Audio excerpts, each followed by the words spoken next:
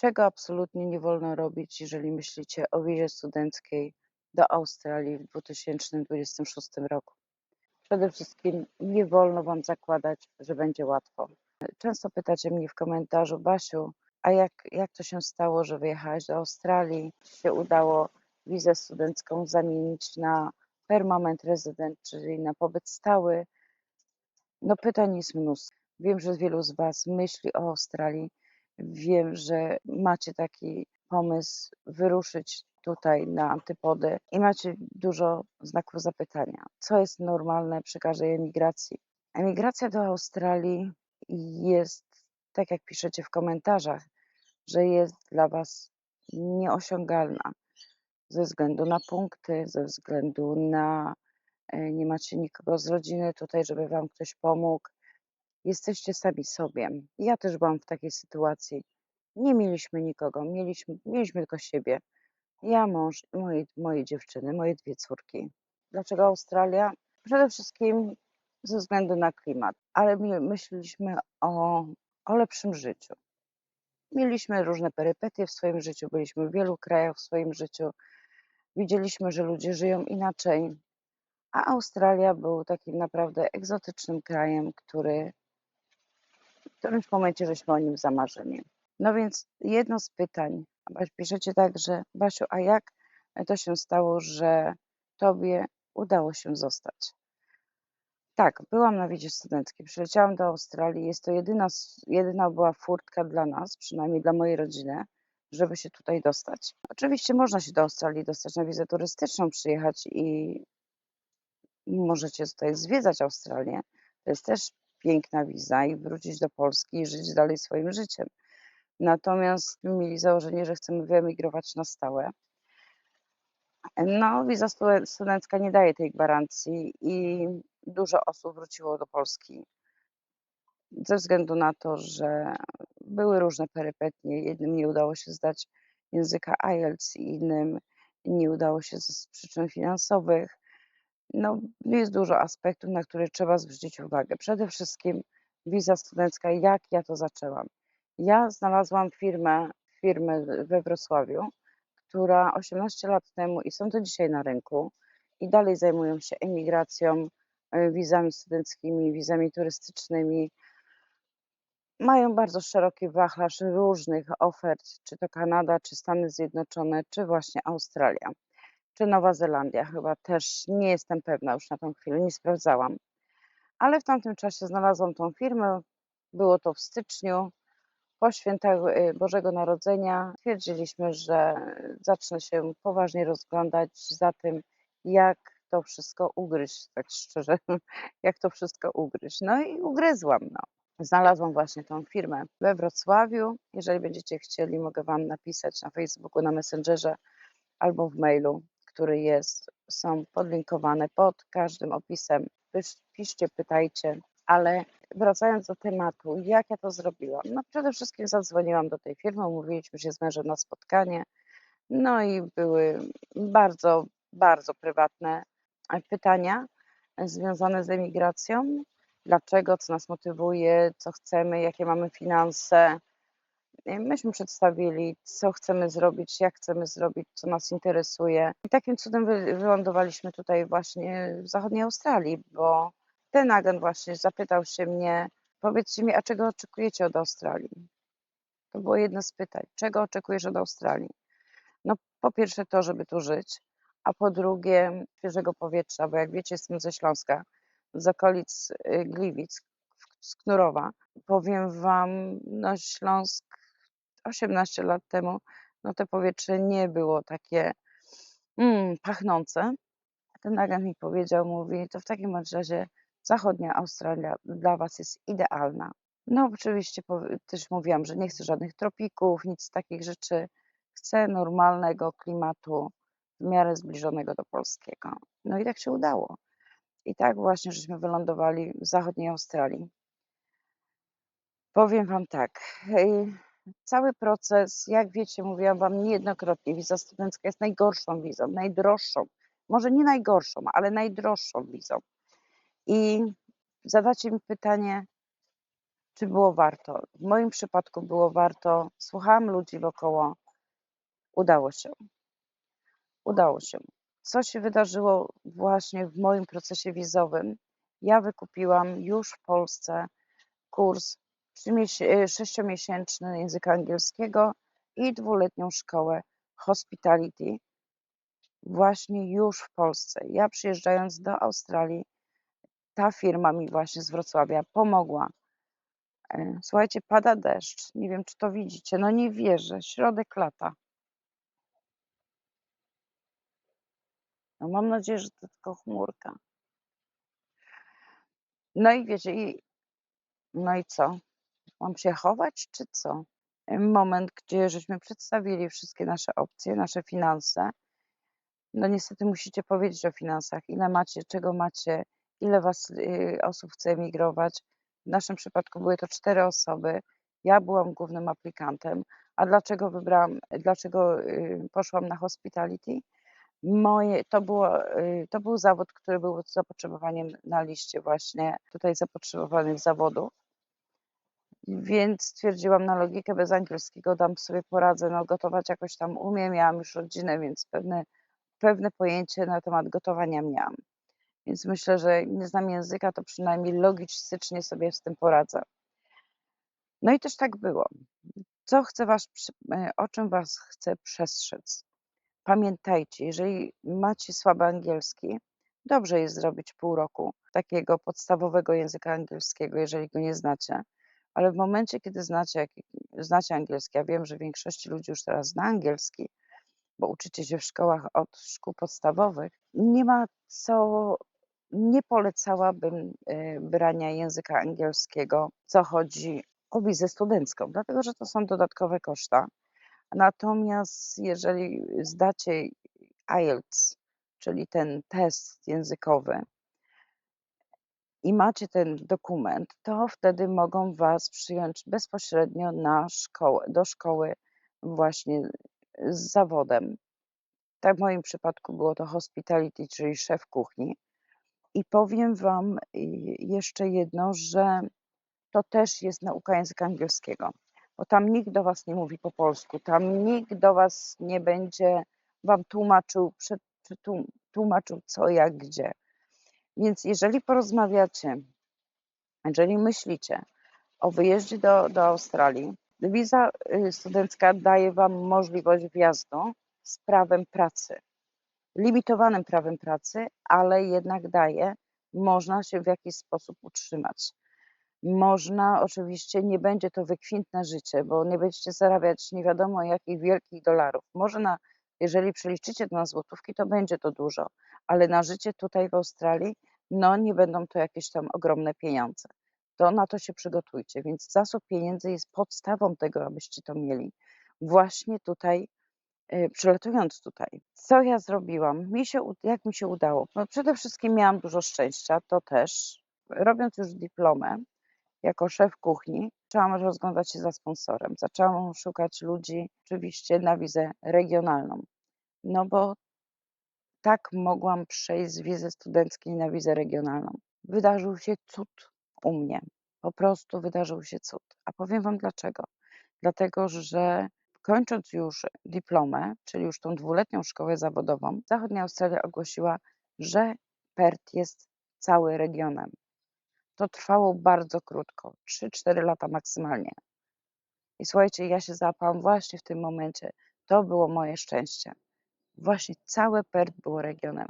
Znalazłam osobę, która mnie zasponsorowała i jestem bardzo wdzięczna tym ludziom, moim kolegom, koleżankom pracy, bo pracuję dalej w tej firmie i już na innym stanowisku, nie jestem już szefem kuchni, ale 2 lata pracowałam właśnie, dostałam sponsora od tej organizacji i 2 pełne lata pracowałam jako szef kuchni, bo taki był wymóg mojej wizy sponsorowanej, więc musiałam to robić, do czego firma mnie zatrudniła.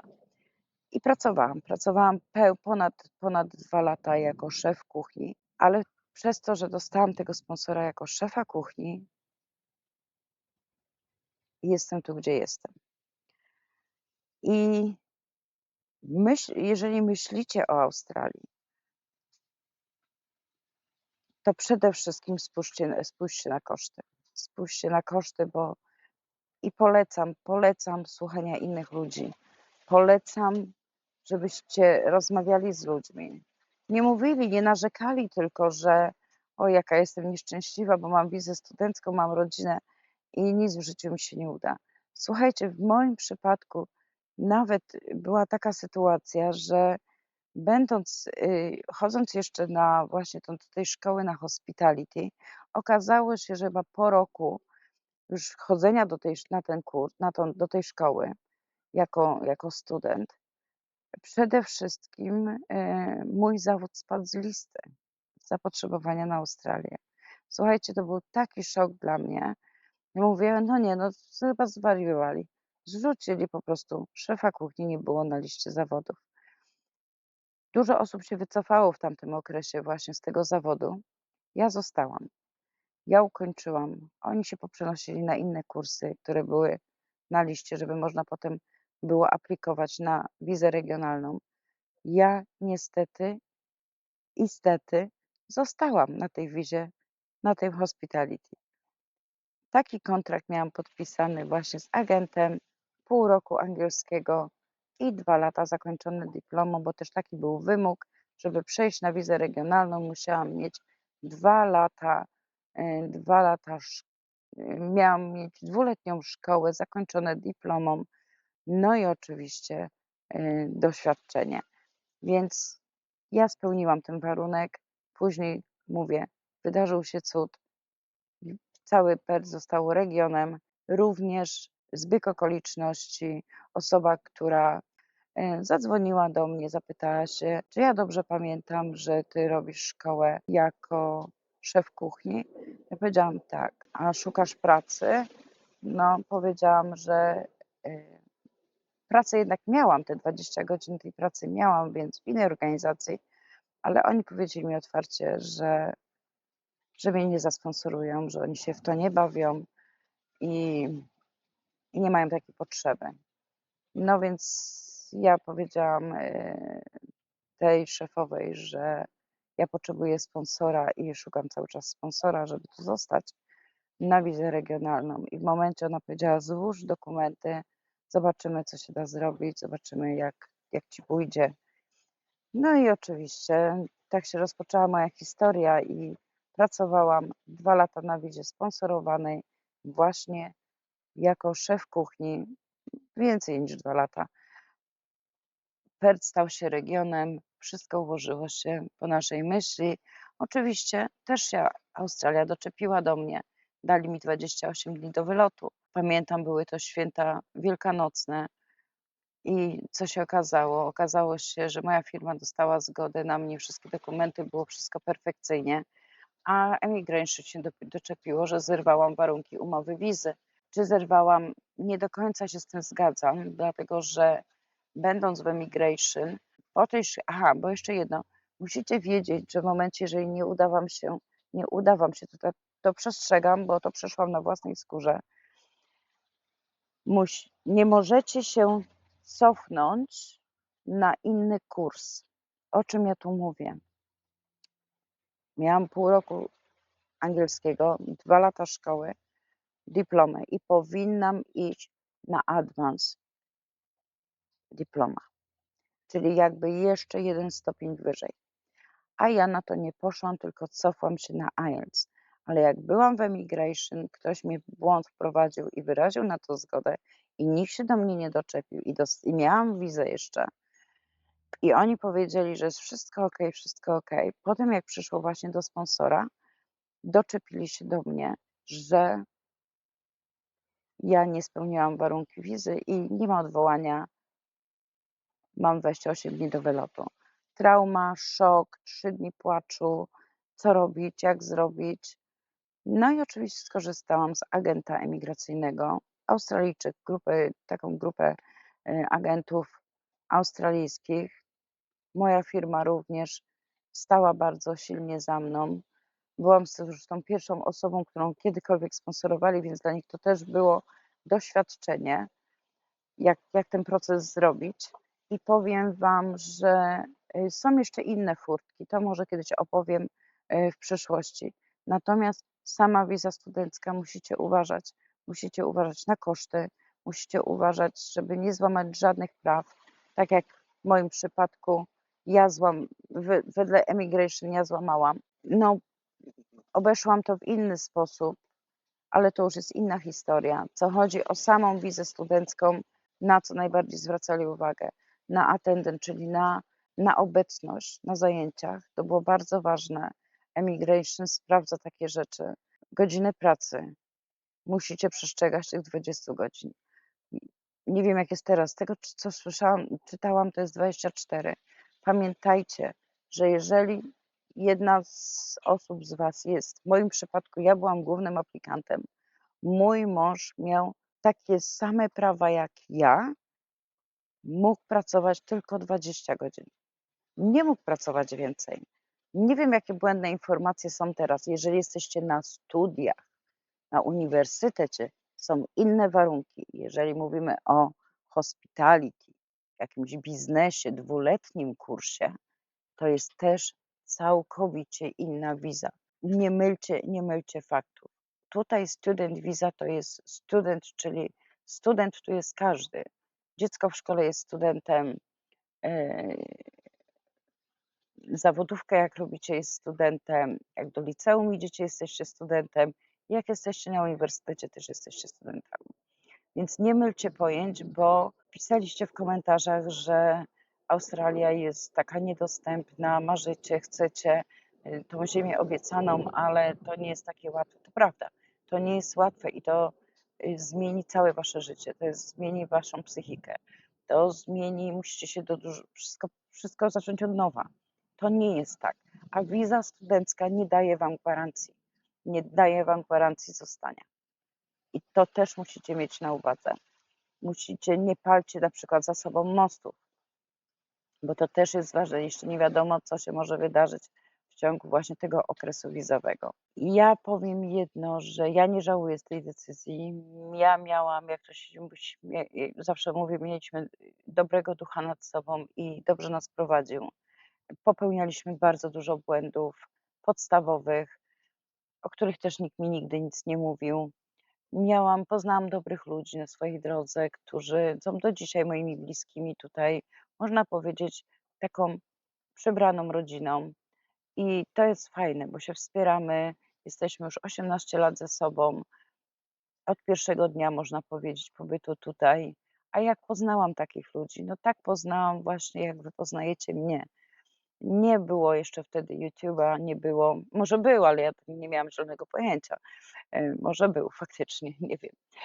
Ale był wtedy, nie wiem, co to było, jakaś, czy to była nasza klasa, już nie pamiętam, w jakichś tam społecznościowych o Australii zaczęłam czytać różne informacje, to, co było na tamten czas. Internet nie był tak, nie było czata GPT, że można było wszystko przeczytać, dasz mu pytanie, on wszystko odpowie. To nie było takie łatwe. Ale mimo wszystko poznałam ludzi i przede wszystkim też dziękuję firmie z Wrocławia, którzy bardzo dużo nam pomogli. Niektóre rzeczy były z czasem, z perspektywy czasu widzimy to troszeczkę inaczej. Natomiast no też tak mogę powiedzieć, oni się znają na regulacjach tutaj właśnie wizowych, którego ja nie miałam pojęcia. Ja wiem, że można wejść na stronę internetową, poczytać sobie, mogę Wam podlinkować nawet właśnie tą stronkę pod opisem, pod filmem. Przypnę Wam tam w komentarzach. Jak chcecie, możecie sobie sami poczytać, jakie są warunki, co można. Jeżeli tłumaczycie też z angielskiego na polski, nie zawsze to dobrze tak tłumaczę. Co chcecie od tej Australii? Czy chcecie się tylko uczyć, czy chcecie zostać, pod jakim kątem Was ukierunkować, którą szkołę najlepiej wybrać, co jest w danym momencie na liście, co nie znaczy, że to nie spadnie. Tak jak Wam mówiłam, moje hospitality po roku spadło z listy, ale później wróciło. Więc dużo ludzi się poprzemieniało na inne kierunki, a ja, jak takie cielątko, Zostałam na tej hospitality, dlatego że nie miałam tego angielskiego takiego dobrego, więc żadnego tak naprawdę, więc wszystko było przede mną. I właśnie to to mnie też nie zgubiło w jakiś sposób. Wymóg IELTS też nie był tak wysoki na wizę regionalną sponsorowaną. Teraz się to pozmieniało, wiem, że te punkty. No list możliwości jest dużo, możecie aplikować, szukać sponsora już bezpośrednio ze swoim zawodem, uznawać sobie zawód z Polski, do szkoły polskie, też jest taka możliwość, więc opcji jest naprawdę dużo. No wiadomo, musicie mieć wszystkie dokumenty. Co jeszcze musicie mieć? Musicie mieć te zabezpieczenie finansowe. Musicie mieć, dokumenty o niekaralności, z Polski. No, Australia nie za wiele słuchajcie, musicie mieć kilka opcji. Pierwsze to jest to, żeby mieć australijskie wykształcenie i wtedy, jeżeli macie jakieś zawody z Polski, możecie w międzyczasie, jak jesteście na tej wizie studenckiej, pamiętajcie, że to są dalej koszty. To wszystko wliczamy w koszty. Uznać sobie zawód tutaj w Australii i dostaniecie wtedy australijski certyfikat. Myśmy z mężem mieli takie opcje też. Mieliśmy jeszcze 2 inne punkty wyjścia, żeby jednak tutaj zostać, ale to nie dotyczy wizy studenckiej. No, co chodzi o wizę studencką, to tak jak mówię, jest to najdroższa wiza. Jest to fajna wiza na to, że na wjazd, ale jest to droga wiza.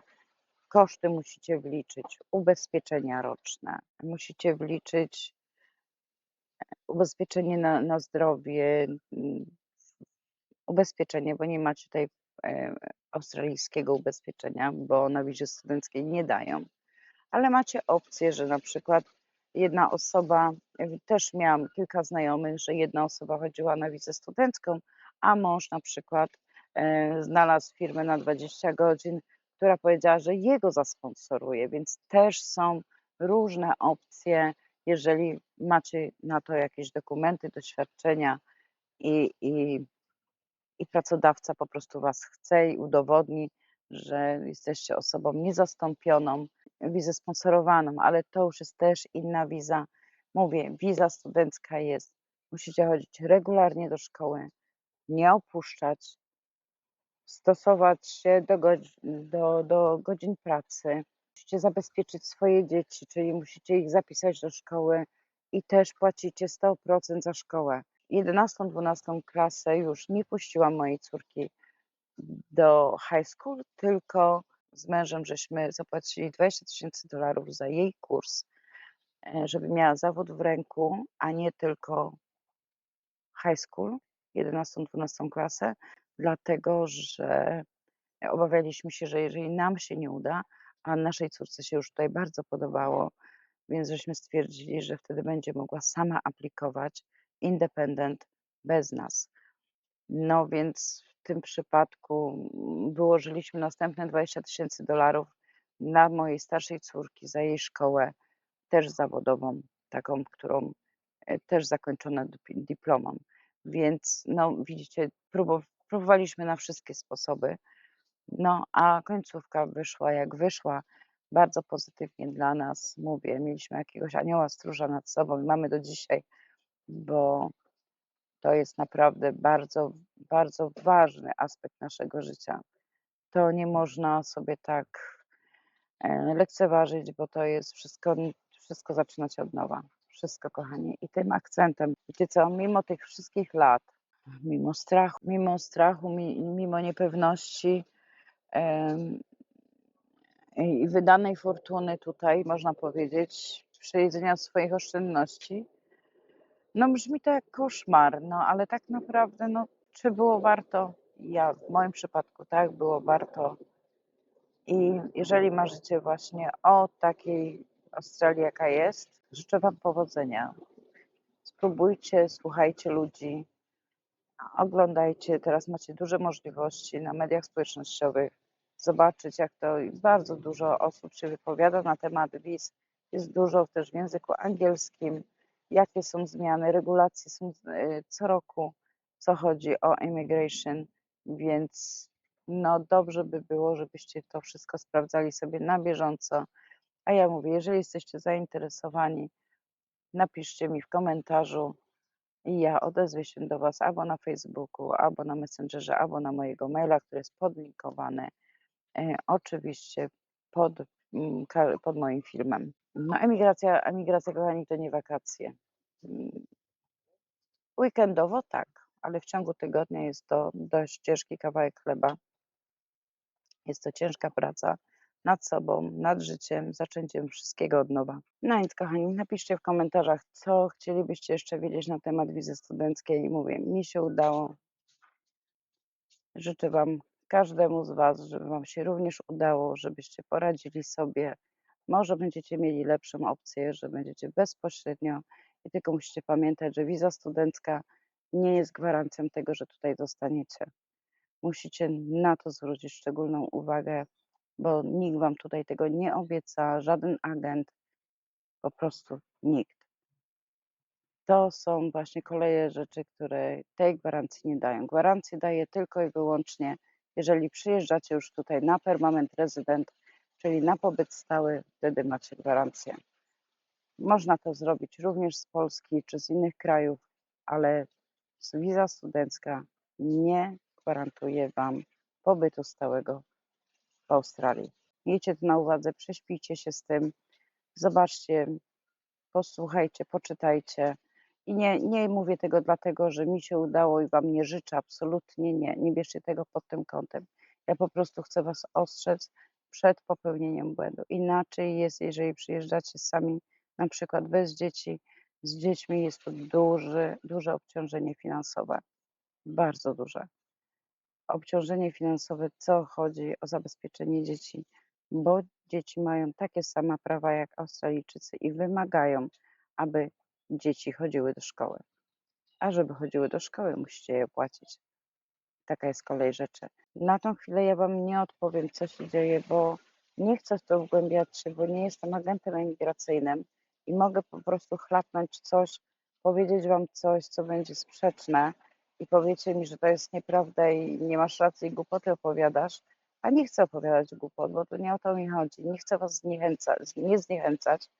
Ja myślę, że osobami kompetentnymi do tego są osoby, które znają się na prawie australijskim, emigracyjnym i wiedzą, jak do tego podejść, co Wam i udzielić Wam naprawdę konkretnej odpowiedzi. Ewentualnie zostaje strona internetowa, która jest tutaj immigration tu australijskie i sobie po prostu poczytać. Podlinkuję Wam pod filmem. Zapoznajcie się z tym, co niektórzy mówią, że na punktów Wam brakuje i różnych innych opcji. Powiem Wam tak, no nie jest łatwo. I jeszcze Was przestrzegam przed jednym. W momencie, jeżeli będziecie szukać pracy, taki moje, taki dodatek dla Was. Na co ja zwracam uwagę? Powiem Wam tak. W momencie, kiedy będziecie szukać pracy, pytajcie od razu, czy dają sponsora. Bo jeżeli powiedzą Wam, że nie dadzą sponsora albo będą przeciągać w czasie, no to rozglądajcie się za innym. Co chodzi o hospitality, bo mam tutaj dużo pytań, że właśnie też chcę aplikować na szefa kuchni, bo dalej ten zawód wisi na liście, patrzcie, przez tyle lat, 18 lat. Niesamowite. Dajcie mi znać w komentarzach, na jakim etapie Wy jesteście. Czy chcecie, czy nie chcecie, czy dopiero marzycie o Australii. Mówię, duży odzew jest osób, które myślą, są koło 40, chcą wyjechać. No nie mogę Wam powiedzieć, przylatujcie, ale nie mogę Wam powiedzieć, nie przylatujcie, bo możecie mieć takie szczęście, jak ja miałam. Są osoby, które miały wszystko, przyjeżdżają i mają wszystko jak na dłoni, a są osoby takie jak ja, które na wszystko musieliśmy zapracować sami i od nikogo nie dostaliśmy nic. Ale dostaliśmy dobre słowo, dostaliśmy dobre rady, dostaliśmy dobrą szkołę życia, nauczyliśmy się pokory, bo nie można przyjechać z polskim nastawieniem, że ja tu będę Bogiem. Nie, kocham. Australia jest krajem wyluzowanym, ludzie są wyluzowani. Skorzystajcie z agentów emigracyjnych. To są osoby zarejestrowane tu w Australii, które mogą Wam pomóc. Mogą tak samo w Polsce. Jest firma, która się tym zajmuje i próbuje pomóc przy każdej wizie. Polecam tą firmę i jestem na to żywym przykładem. I kilka rodzin tutaj właśnie w Perth też przylecieli właśnie przez tą firmę. Oni dalej są na rynku, są rzetelni. Dobra, trzymajcie się i do usłyszenia. Ale słuchajcie, jeszcze jedno. Zaraz zapytacie, to powiedz, jak się ta firma nazywa. Powiem Wam prywatnie, dlatego nie chcę, bo nie mam zgody od nich, czy mogę ich tutaj reklamować, czy nie. Ale jeżeli chcecie prywatnie, mogę Wam napisać i dać dane, namiary na tą firmę, która może Wam otworzyć oczy na wiele pytań. Trzymajcie się jeszcze raz. Idę już. Bye. Do następnego.